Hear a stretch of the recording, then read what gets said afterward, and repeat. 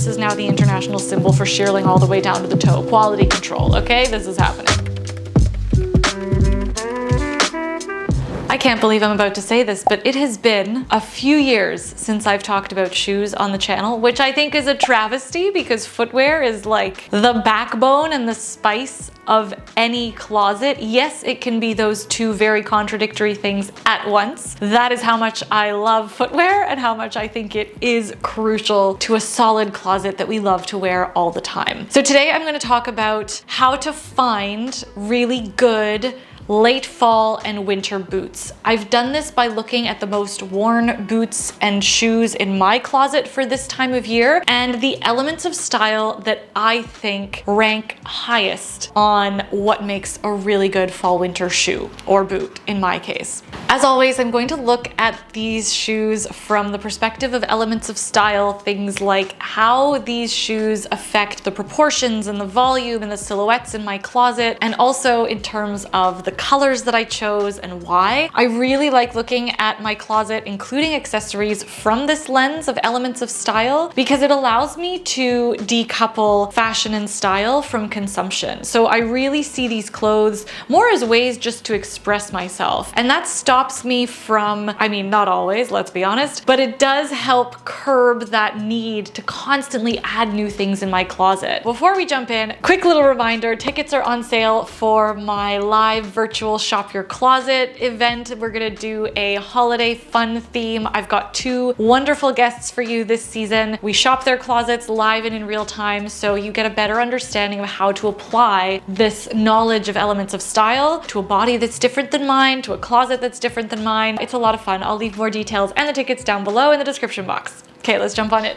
One of the first elements is the vibe of the shoe. So what sort of energy is the shoe giving off? Will it provide a little bit of tension in terms of what is mostly in my closet when I'm putting my daily outfits together? So in my closet, the general vibe is classic, undone, and minimal. So a lot of my looks feel very simple. All that to say, my outfit uniform is usually pretty simple. So I do look to footwear to add an element of interest. Usually in the fall winter season, it's a little bit of edge, something that feels a little bit rougher and very utilitarian. I try to use that utilitarianness or that utilitarian vibe to inform a little bit of edge into my looks. So I already go into this season and looking at footwear from the fall, knowing that my priority is going to be comfort, pragmatism, being waterproof, and I kind of build my looks around that. So the first pair of shoes that I wear the most in the fall is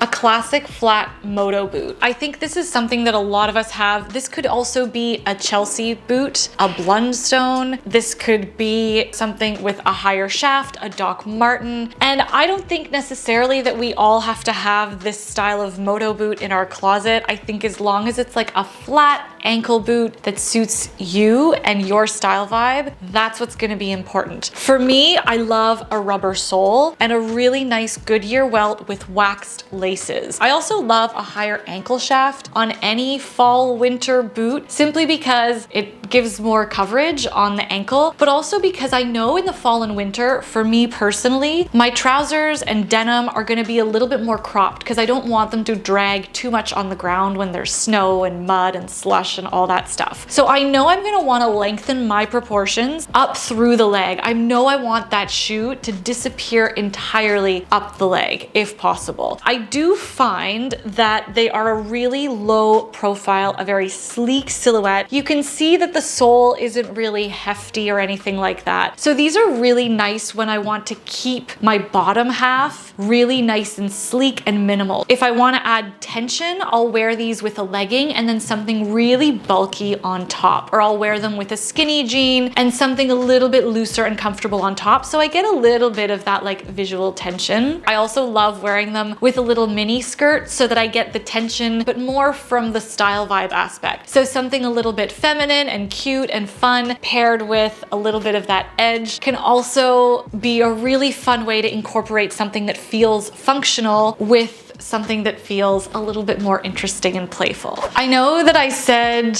I would be examining which shoes I wear the most to inform a lot of this video, but I have a new pair that I have to introduce you to because I've been contemplating a pair like this for the past few seasons. And here they are. They've only got a few weeks wear on them, but I've worn them almost every day exclusively since I purchased them. One of the biggest elements that I want to point out here, especially when it comes to footwear that we feel has to play a pretty solid function and has to hit high on the priority list of like functionality, is the color. So I already have the black pair, which is nice and sleek, very classic, but this gunmetal silver, it's what I consider a very interesting and unexpected kind of neutral. I love to find footwear in a neutral color. These could have even been a snake print if you want to go a little bit bolder and you want a neutral but in an interesting shape. So this is where I feel like the combination of the gunmetal metallic works with the function. It kind of gives it a little bit of interest. It gives all of my outfits and all of my denim a little bit of that texture play. Now when it comes to the proportions, what I especially like about these is, as I already mentioned, it's got the high ankle shaft, which I love so that I can wear it underneath those shorter hemlines, but I also especially like the heft of the sole and the roundness of the toe here, because if I'm wearing a trouser or a denim that is a little bit wider, slouchier, a little bit more of that straight leg, I can wear it two ways. I can wear the denim over the boot so that it covers the shaft completely. This is a more like cleaner, probably a more trend forward look, but I personally love to tuck the hems of my denim into a high shaft like this. I love this blend of functionality. Yes, they're trend forward, but this is a really good example of when a trend can work in your favor. Really great fall winter boot, but it has a heel. These are incredibly old, maybe 4 or 5 years old, but this is a fantastic winter boot that kind of checks off all the boxes. Functional because they're waterproof, they're shearling lined all the way down to the toes, so they're incredibly warm. They've got a nice rubber sole, a solid rubber heel that isn't too high. They are like another unicorn in the sense that they marry function and looking chic in the winter and in the fall, which is a very, very hard thing to nail. And this is what's interesting here is from an elements of style perspective, what I think stands out to me the most is their texture, this beautiful patent shine. So not necessarily much going on here in terms of silhouette or proportion. So I know they're a pretty minimal, pretty sleek proportion play. So if I'm wearing a big chunky coat or something like that, they're not gonna really do much in terms of balancing out or adding any tension. But what they will do is add a lot of really cool visual interest by adding a little bit of that shine to any outfit. The ankle shaft isn't as high as I would like. So when I wear these, I do tend to wear a sock and then I'll either tuck the pant into my sock or I'll make sure I'm wearing like tights underneath so that I get that extra layer of warmth. Okay, so here is my pretty solid winter boot. This is another instance where I used that heavy lug sole trend in my favor. I do think a really heavy lug sole, it just makes sense for winter. I've had these heavier soles in a more functional outdoor play winter boot. Hang on, let me show you just because. This is what I used to wear, and I would still wear this. If it's a full-on snowstorm outside, I'm wearing these, okay? I'm not caring about looking cute. I'm literally caring about not losing any toes to frostbite. So this is what's happening on those crazy days, or on the days where I know I have to walk a lot or take a bus or whatever. If you are going to go for a boot that, you know, you kind of want to walk the line but also be able to walk in a snowstorm, this has been my best compromise. I found these last year. These are Amphibio, another really great Canadian company. These are actually made in Canada. We've got the shearling all the way down to the toe and all the way on the sole as well. They're waterproof. I specifically chose these in not black because I knew the visual weight of such a strong sole, again, a round toe. These are already very heavy. A black boot in this style, that's